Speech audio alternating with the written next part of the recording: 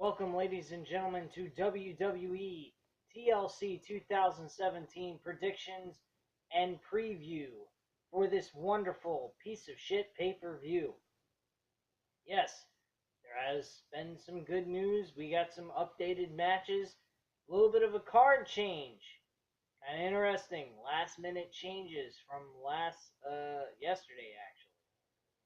Based on what has happened here, Kurt Angle is now substituting for Roman Reigns because he is believed to have something of an illness, as well as Bray Wyatt. He is also part of this group of people that are having issues with the mumps, so they are going through a illness, and they're afraid that that might go ahead and spread and infect other people in the company.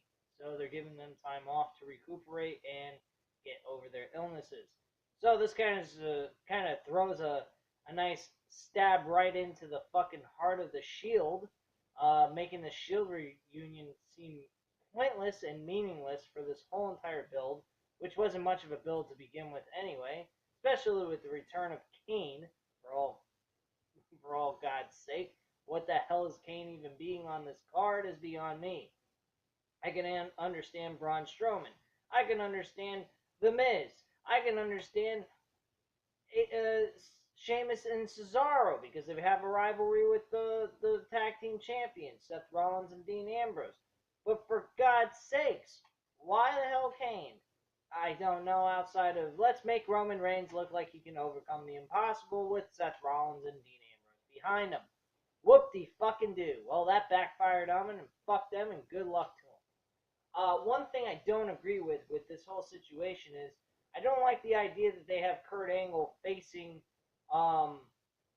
being in this TLC match. One, he hasn't wrestled in about a year and a half, maybe almost 2 years, and on top of it, he's old. He's really not equipped to be in these kinds of extreme matches anymore. I can understand maybe 10 years ago, maybe him doing something like this.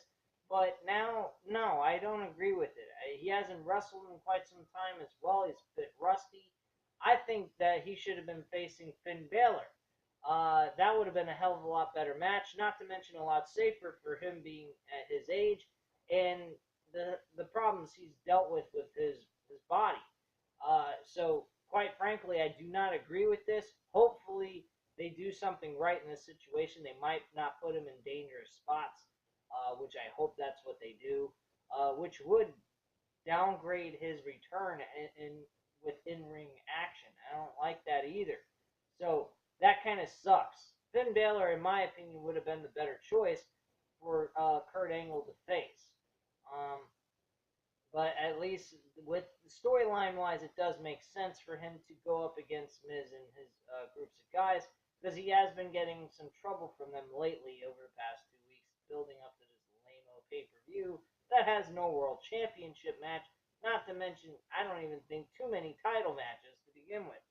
So, let's get into things.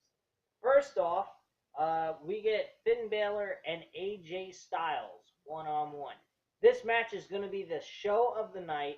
There ain't no fucking match that deserves more credibility than this one. The winner of this match, I have no idea.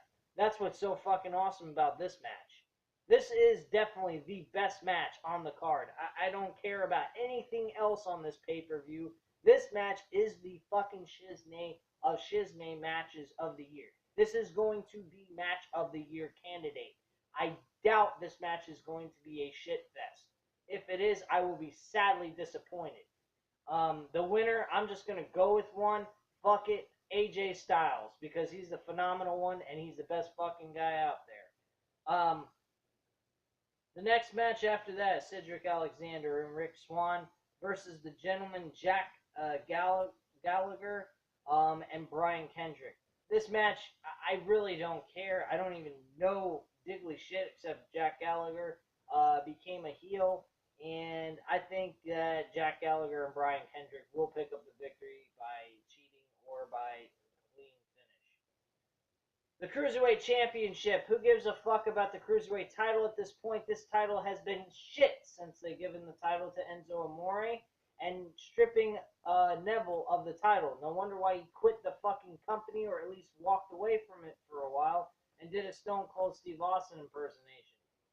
Enzo Amore, if he would have won the title and kept it, I could understand that, but him losing the title and now getting a rematch against Kalisto, it makes the Cruiserweight title look pathetic, worthless, and just a prop for guys that are nowhere in the realm of being world champions or even being mid-card champions. So we'll just give them a fucking title to throw on their shoulder to say, hey, look, you got a title. You have a reason to be on this fucking show. No, you don't. You suck. And so does the Cruiserweight division. The Cruiserweight division back in the 2000s, like 2002, 2003, whenever they started the Cruiserweight division up again in WWE, Rey Mysterio, Spike Dudley, Billy Kidman, Tajiri, those guys, those were Cruiserweights. That title meant something. This title don't mean fucking shit. This is a piece of crap, purple piece of crap title for females that should be a bunch of faggots wearing this shit. Get the fuck out of here. This is crap. I don't like this match. This match is garbage. Enzo Amore should have never lost the title, and if he was supposed to lose the title, they should have never stripped the title of Neville and give it to Enzo Amore in a matchup. No fucking way. I do not agree with this. This was 100% wrong all the way. I like the heel change on Enzo Amore. He is playing better as a heel than Big Cass did.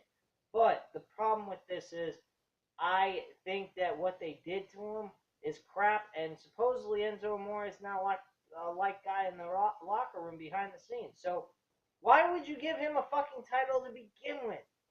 Why? Why would you make Neville, a guy who made the title look good, go off of him for somebody else just for the sake of saying, oh, we had a title change. There you go. And another thing, the Japanese guy, Tuwawa, I forgot his damn name. He actually was the champion, and then they made him lose the title 6 days later. For what? Why would they make Neville lose the title if they're going to give it back to him? That's stupid. It's a waste of time. Pointless crap. Lame. Kalisto will lose this title to Enzo Amore. I think this is a title swapping between Enzo Amore and Kalisto. I don't think Kalisto is going to get any kind of credibility being the Cruiserweight champion here. They're not going to give him a long-term title reign, nothing. This is crap and pointless even for Kalisto. When you're doing this kind of shit, have a reason. You got a heated rivalry, and you got something going back and forth. That's one thing. But when you ain't got no fucking heated rivalry, you're just making the title switch from one person to the next person to the next person. Who the fuck cares? You're doing WCW from 2000. That fucked them up. Fuck that shit. That's garbage. That's a load of wasted time and wasted talent to build into something more than what it is. So, quite frank, garbage all the way. Don't like it. Asuka facing Emma, one-on-one. Asuka flat out is gonna fucking murder Emma. This is gonna be a really awesome debut for her. I think she's gonna display a lot of great skills, and she's gonna be outstanding in this matchup. I really think she's gonna fucking blow people's minds who haven't seen her wrestle before. And if you haven't seen her wrestle before, you're missing out on a lot. She's a very good performer and outstanding to boot. But my battery on my recorder is starting to get low, so let's speed things up a little bit. Alexa Bliss defends her Women's Raw Championship against Mickie James.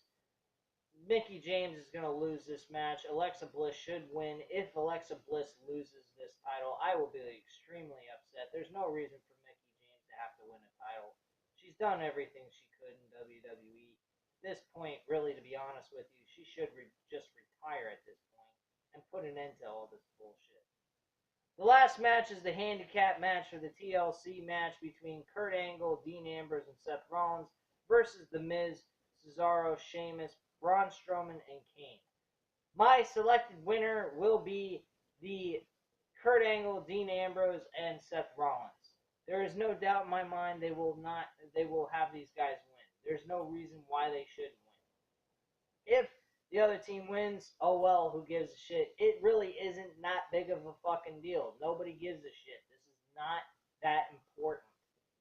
There's nothing on this pay-per-view that's that important. There's one big match between AJ Styles and Finn Balor that's unbelievable that nobody's ever seen before. But other than that, there is really nothing on this card that shouts out to you. There's nothing that makes you want to go, holy fuck, I can't wait to see this. This show is absolute garbage. There was no reason for TLC to even be placed. This should be all building up to Survivor Series. That's what should be going on here, and we're not getting that.